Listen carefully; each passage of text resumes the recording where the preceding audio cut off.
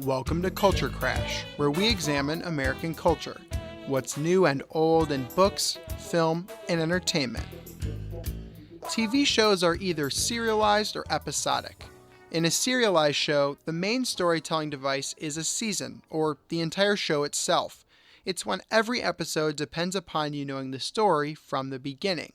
A few serialized shows are Lost or The Wire. An episodic is the opposite. That's when the main storytelling device is an episode. It's a show where you can pop in and out of a season and still follow the plot, like you can with Friends or Seinfeld.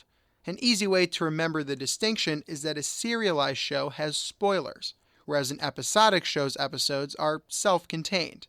Traditionally, these formats followed by genre. Most dramas were serialized while comedies were episodic.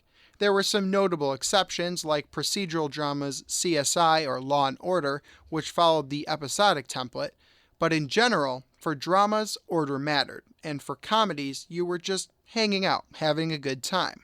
It's part of the reason marathons of comedies are so common.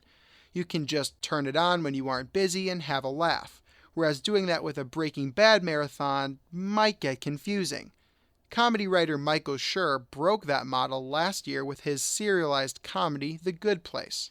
Schur has been around for a while, writing on Saturday Night Live and The Office before creating Parks and Recreation, so maybe it was his comfortability with the format that emboldened him to take comedy into serialized territory.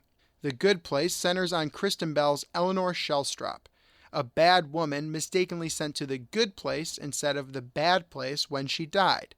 We follow her in the afterlife as she tries to pull the wool over Ted Danson's character Michael, the heavenly architect who accidentally welcomed the wrong Eleanor into the good place. We meet Eleanor's supposed soulmate and their do-gooder neighbors, and we go along for the ride as Eleanor learns to fit in despite her selfish past. The Good Place is a show full of twists and turns that simply won't make sense when watched out of order. It's an interesting balancing act and makes The Good Place, essentially a 30-minute sitcom, feel completely unlike other sitcoms we know and love.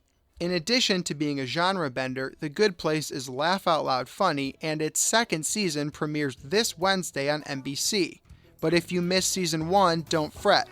The entire first season is streaming on Netflix, and with just 13 episodes, catching up won't take very long. But once you finish, remember, no spoiling the surprises for your friends. I'm Evan Rook.